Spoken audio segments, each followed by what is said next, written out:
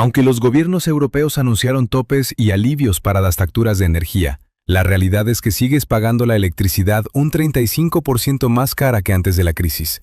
No es opinión, es el dato oficial confirmado por la Biblioteca de la Cámara de los Comunes del Parlamento británico, publicado la semana pasada.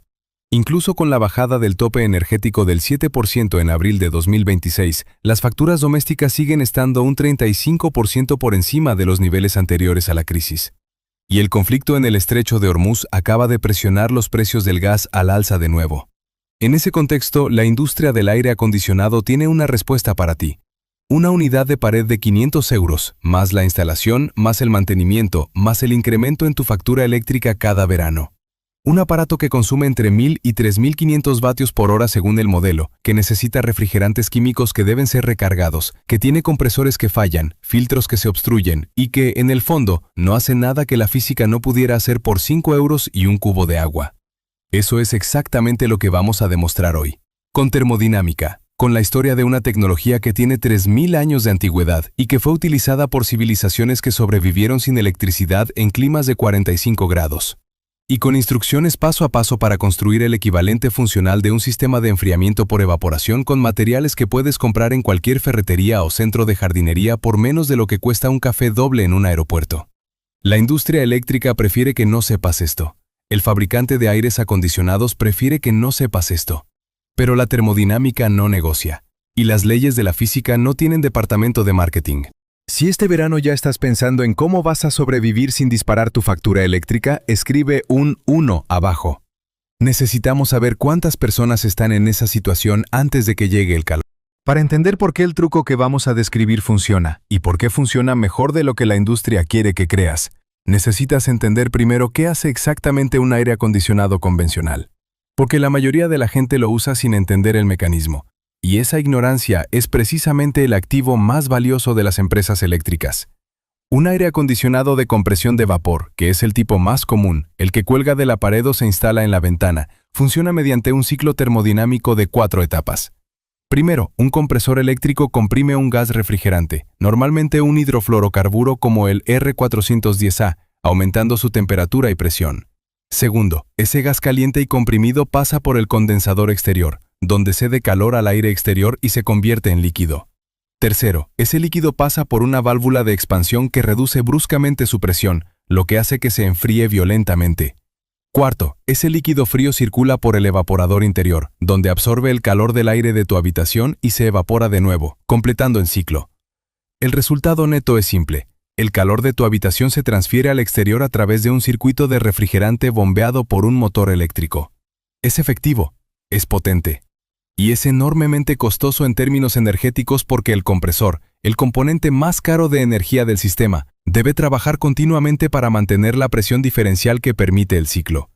Un aire acondicionado doméstico estándar de 1500 vatios, funcionando 8 horas diarias durante los 4 meses de verano, consume aproximadamente 1440 kilovatios hora.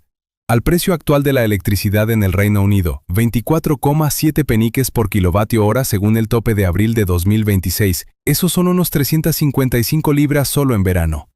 En España, con precios de mercado que varían según la tarifa, la cifra puede ser similar o superior. A eso súmale la amortización del aparato, que tiene una vida útil de 10 a 15 años con mantenimiento, y el coste de la instalación. El aire acondicionado es uno de los gastos energéticos más regresivos que existen. Afecta proporcionalmente más a los hogares de menor ingreso, que son los que menos pueden permitirse el gasto, pero que más sufren el calor en viviendas mal aisladas. Pero ¿qué pasaría si hubiera un mecanismo que transfiriera calor del aire de tu habitación al exterior sin compresor, sin refrigerante químico, sin motor de alta potencia?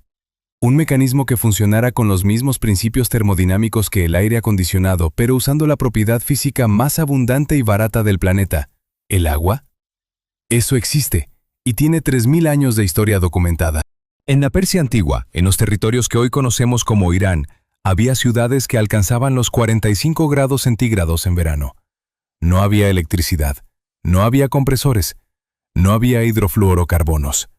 Y sin embargo, las élites persas dormían en habitaciones frescas, conservaban alimentos perecederos y celebraban banquetes en edificios con temperatura interior que podía ser 10 o 15 grados más baja que el exterior. ¿Cómo? con una arquitectura que entendía la termodinámica mejor que la mayoría de los ingenieros de HVAC modernos. La clave se llamaba Badgir, que en persa significa literalmente atrapaviento. Eran torres de viento, estructuras verticales de entre 5 y 33 metros de altura, con aberturas orientadas hacia los vientos dominantes, que capturaban el flujo de aire exterior y lo forzaban hacia abajo, hacia depósitos subterráneos de agua o a través de canales húmedos. El aire caliente y seco, al pasar sobre el agua o por las paredes húmedas de los canales, experimentaba una transformación termodinámica que lo convertía en aire fresco y habitable. Ese aire descendía por convección natural, más denso y frío, hasta las zonas habitables del edificio. No había motores, no había electricidad, solo física aplicada con precisión milimétrica. El mismo principio se usaba en el antiguo Egipto. Los escribas del faraón registran cómo los palacios disponían de telas húmedas colgadas en las entradas para que el viento las atravesara. Los sirvientes abanicaban a los nobles con palmas mojadas. En las zonas rurales del norte de África, hasta el siglo XX, los alfareros fabricaban vasijas de terracota sin vitrificado, porosas, que se llenaban de agua. El agua se filtraba lentamente a través de los poros de la arcilla, llegaba a la superficie exterior y allí evaporaba, enfriando el contenido de la vasija varios grados por debajo de la temperatura ambiente. Sin energía, sin refrigerante, solo entalpía de vaporización. Esa física no ha cambiado. Las moléculas de agua en 2026 obedecen las mismas leyes que en el año 1000 a.C. Lo que cambió fue que alguien construyó una industria de $150 mil millones anuales, vendiendo compresores y refrigerantes cuando la solución siempre había estado disponible por el precio de un par de macetas. La industria eléctrica gasta millones para que olvides estas leyes físicas. Si quieres formar parte de la minoría que prefiere la verdad a la comodidad falsa, suscríbete. Publicamos una nueva vulnerabilidad del sistema cada semana. Ahora vamos a la física exacta, porque esta es la parte que ningún video de trucos de verano te explica correctamente. Y la explicación física es exactamente lo que te permite entender por qué funciona, bajo qué condiciones funciona mejor y cómo optimizarlo. El principio fundamental se llama entalpía de vaporización. Cuando el agua pasa de estado líquido a estado gaseoso, necesita absorber energía del entorno. Esa energía se llama calor latente, y en el caso del agua es extraordinariamente alta, aproximadamente 2.257 kilojulios por kilogramo de agua evaporada. Para ponerlo en perspectiva, calentar un kilo de agua desde 0 hasta 100 grados requiere 418 kilojulios. Evaporar ese mismo kilo de agua a 100 grados requiere 2.257 kilojulios adicionales. La evaporación consume más de 5 veces más energía que llevar el agua al punto de ebullición. Esa energía tiene que venir de algún sitio, y ese sitio, en el caso de un enfriador evaporativo, es el aire caliente que te rodea. Cuando una molécula de agua en la superficie de una esponja húmeda o de una tela mojada o de los poros de un ladrillo de terracota absorbe suficiente energía cinética del aire circundante, escapa a la fase gaseosa. Lleva consigo esa energía. El aire que acaba de ceder esa energía térmica se enfría, su temperatura de bulbo seco baja. Si hay flujo de aire, ese proceso se repite continuamente, creando una corriente de aire progresivamente más frío mientras haya agua disponible para evaporar. La eficiencia del proceso depende de un solo parámetro crítico, la humedad relativa del aire. Un aire con 20% de humedad relativa y 35 grados puede descender hasta cerca de los 20 grados con enfriamiento evaporativo eficiente. Un aire con 80% de humedad relativa y los mismos 35 grados apenas cederá 2 o 3 grados porque ya está casi saturado de vapor de agua y no puede absorber mucho más. Esta es la limitación honesta de la tecnología, y cualquier análisis que no la mencione no te está dando la información completa. El enfriamiento evaporativo funciona excepcionalmente bien en climas secos y calurosos, bien en climas mediterráneos durante las horas de menor humedad y de forma limitada en climas húmedos tropicales. ¿Y el consumo energético comparado con el aire acondicionado convencional? Los enfriadores evaporativos utilizan entre el 25% y el 35% de la energía que requiere un sistema de refrigeración por compresión de tamaño equivalente. Un enfriador evaporativo portátil consume entre 100 y 400 vatios. Un aire acondicionado de potencia similar consume entre 1000 y 2000 vatios. La diferencia no es trivial. Es el factor que determina si tu factura eléctrica este verano será manejable o devastadora. Si crees que la física del enfriamiento evaporativo aplicada a escala doméstica puede sustituir al aire acondicionado convencional en los climas donde funciona, O si crees que tiene limitaciones insuperables en tu zona específica, deja tu argumento técnico en los comentarios. Queremos datos reales de personas reales. Ahora vamos a la construcción del dispositivo, paso a paso, con materiales exactos y principios físicos que explican cada decisión de diseño. Lo que vamos a construir se llama Zir Pot en árabe, aunque en Occidente se conoce como enfriador de macetas o Potting Pot Cooler. Es el mismo principio que los alfareros egipcios usaban hace 4000 años, documentado por el MIT de Lab en su guía de tecnología de bajo coste para conservación de alimentos. Y con una modificación moderna, añadir una pequeña corriente de aire, se convierte en un sistema de enfriamiento ambiental capaz de bajar la temperatura de una zona localizada entre 5 y 10 grados centígrados en condiciones de baja humedad. Lo que necesitas: 2 macetas de terracota sin vidriar, sin recubrimiento exterior, de distinto tamaño. La exterior debe ser al menos 4 centímetros más grande en diámetro que la interior para que quede un espacio suficiente entre sus paredes. El tamaño más eficiente para uso personal es una maceta exterior de unos 30 centímetros y una interior de unos 20. Precio en cualquier centro de jardinería, entre 3 y 6 euros por las 2. La terracota sin vidriar es el material clave porque su estructura porosa permite que el agua migre desde el interior hasta la superficie exterior por acción capilar, exactamente como los poros de la piel humana. Una maceta esmaltada o pintada no funcionará porque los recubrimientos bloquean esa porosidad. Arena de construcción o arena fina limpia. No arena de playa porque puede contener sales. La cantidad necesaria depende del tamaño de tus macetas, pero para las dimensiones descritas, 1 kilo es más que suficiente. Coste: menos de 1 euro. Silicona sellante para tapar el agujero de drenaje de ambas macetas. Si no tienes, sirve un tapón de corcho del tamaño adecuado. Coste: menos de 2 euros. Agua. Eso es todo. La construcción. Primero sella el agujero de drenaje de la maceta exterior con silicona o tapón. Deja secar completamente. Coloca la maceta exterior sobre una superficie plana. Introduce la maceta interior dentro de la exterior centrada. El espacio entre las paredes de ambas macetas, esos 4 o más centímetros de separación, es la zona de trabajo del sistema. Llena ese espacio con arena hasta aproximadamente 2 centímetros por debajo del borde superior. Ahora vierte agua fría sobre la arena de forma lenta y uniforme hasta que esté completamente saturada. La arena saturada actuará como reservorio de agua y como conductor de la humedad hacia la pared exterior de la maceta grande. El mecanismo que se activa es exactamente el siguiente.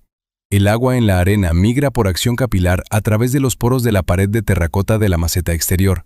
Al llegar a la superficie exterior, entra en contacto con el aire ambiente. Si ese aire está por debajo del 70% de humedad relativa, el agua se evapora, absorbiendo calor latente del aire inmediatamente adyacente. Ese aire se enfría. Si colocas la maceta en un lugar donde hay flujo de aire, natural o generado por un pequeño ventilador USB de 5 vatios, ese aire frío se desplaza hacia la zona donde estás tú. La superficie interior de la maceta pequeña, que está rodeada por la arena húmeda y fría, se mantiene varios grados por debajo de la temperatura exterior. Una modificación que maximiza el efecto. Coloca una tela húmeda de algodón enrollada sobre la superficie exterior de la maceta grande. El algodón tiene una capacidad de absorción y una superficie de evaporación mayor que la terracota por sí sola, amplificando el efecto de enfriamiento. Mójala cada 2 o 3 horas según la temperatura y la velocidad de evaporación. ¿Cuánto enfría? En condiciones de humedad del 30% y temperatura de 35 grados, que corresponden a un día típico de verano en España, sur de Francia, Italia o Grecia, la zona inmediata alrededor del dispositivo puede bajar entre 5 y 8 grados. No es igual que un aire acondicionado que enfría toda la habitación a 20 grados. Es un sistema de zona personal, como lo son los ventiladores convencionales, pero con la diferencia de que el aire que genera es físicamente más frío, no solo más rápido. Para una persona sentada en un escritorio trabajando o durmiendo cerca del dispositivo, la diferencia es completamente perceptible y funcionalmente equivalente al confort que buscamos. La razón por la que el sistema que acabamos de describir supera en eficiencia asimétrica al aire acondicionado convencional no es solo el coste de fabricación, es la estructura de costes totales a lo largo del tiempo. El enfriador de macetas tiene coste de fabricación entre 5 y 8 euros según el tamaño de los materiales. Consumo eléctrico: 0 vatios si usas ventilación natural, 5 vatios si añades un pequeño ventilador USB. Consumo de agua: entre 3 y 15 litros por día, dependiendo de las condiciones climáticas y del tamaño del dispositivo. Mantenimiento. Rellenar con agua cuando se seque. No hay piezas mecánicas complejas. No hay refrigerante. No hay compresor. No hay garantías que caducan. No hay técnicos que cobran 80 euros la hora de desplazamiento. Un aire acondicionado estándar de pared, 400 a 700 euros de equipo más instalación. Consumo de 1500 vatios por hora en funcionamiento. Vida útil de 10 a 15 años con revisiones anuales. Y la pequeña complicación adicional de que en el Reino Unido, con las facturas todavía un 35% más altas que antes de la crisis, cada hora de uso del aire acondicionado tiene un coste real que sale directamente de tu bolsillo al de la compañía eléctrica. Aquí está la pregunta de física aplicada que la industria no quiere que te hagas. ¿Qué parte de tu problema de calor en verano es realmente un problema de temperatura de toda la habitación? ¿Y cuánta parte es un problema de temperatura en el radio de 2 metros alrededor de tu cuerpo?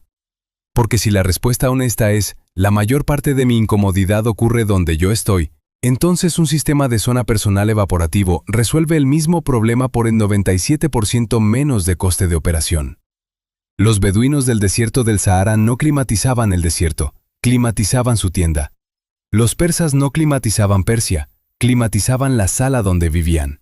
La eficiencia real no es hacer que todo el espacio sea confortable, es hacer que el espacio donde estás tú sea confortable, con el mínimo de energía necesaria para conseguirlo.